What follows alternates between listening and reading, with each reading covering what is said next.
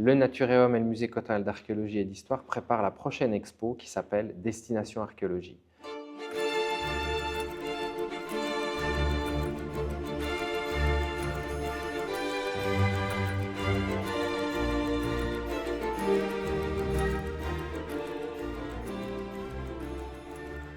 Destination Archéologie montre comment l'archéologie change notre regard sur le passé.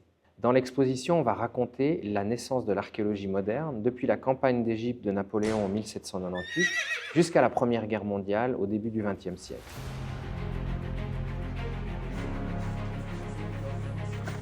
Pour raconter cette histoire, le MCH a sorti des centaines d'objets qui seront pour certains montrés pour la première fois au public et qui viennent d'Égypte, d'Italie et de Grèce.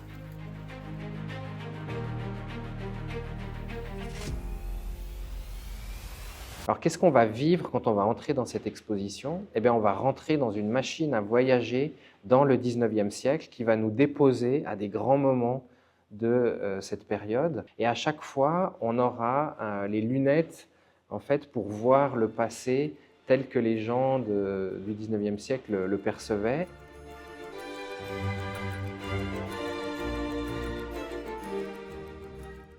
Et donc, par exemple, 1798, c'est la campagne d'Égypte de Napoléon. Et donc, de la machine qui nous amène en 1798, on va rentrer dans l'archéologie égyptienne.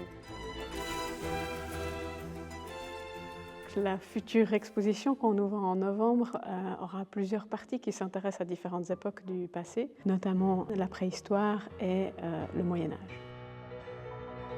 Et à l'intérieur de chacune de ces grandes époques, on verra comment l'archéologie a changé le regard qu'on avait sur ces périodes. Comment l'archéologie a créé aussi des stéréotypes qui sont encore toujours actifs aujourd'hui au XXIe siècle. Et à chaque fois, on aura aussi des éléments de contrepoint sur comment aujourd'hui, nous, humains du XXIe siècle, percevons ces avancées scientifiques du XIXe siècle.